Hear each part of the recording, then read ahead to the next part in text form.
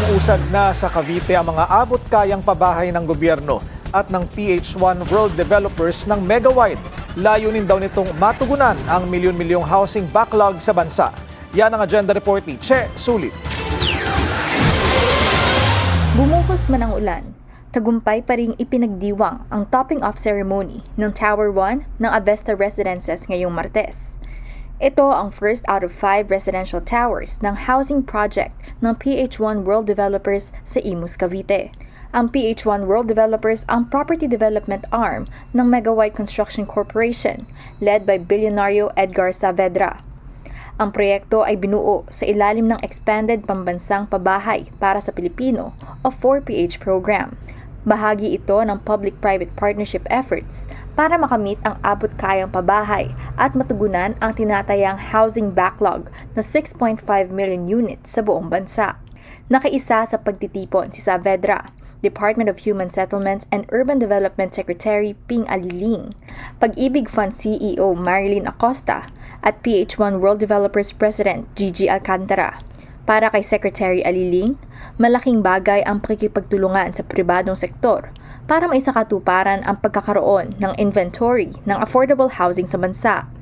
Kompleto po ito. Nandiyan ang City Hall, nandiyan yung sports facilities, nandiyan ang ospital, ang eskwelahan, simbahan. So pati livelihood, no? Lahat na na-cover nito. Ito isang sa mga modelo ng 4PH vertical modality natin. Gawa sa precast concrete solutions ang infrastructure, kung saan ang ilang bahagi ng gusali ay ginagawa muna sa isang facility bago dalhin at buuin sa construction site. Binubuo ng 220 residential units ang Tower 1 ng Avesta Residences na may sukat na 27 square meters.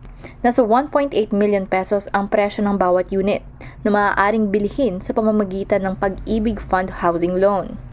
Tiwala si Saavedra na makakatulong ang housing project sa mga Pilipinong nangangailangan ng abot-kayang pabahay, kabilang ang government employees, teachers at pulisya. So yung mga mas bata na mas mababa pa yung sahod, pwede mag-avail dun sa graduated na amortization na 3,000 plus lang pero every year siya tumataas or fixed na 7,000.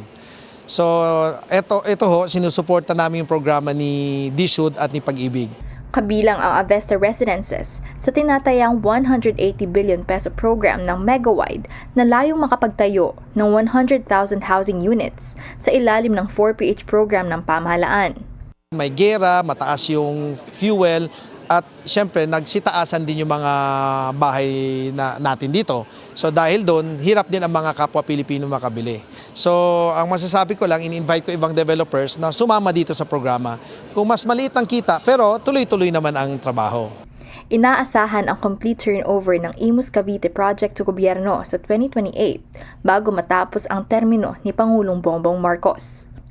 Para sa agenda, Che Sulit, Billionaire News Channel. Manatiling nakatutok sa Billionaire News Channel. Sumubaybay sa aming social media accounts at mag-subscribe sa aming YouTube channel para sa mga eksklusibong balita at storya.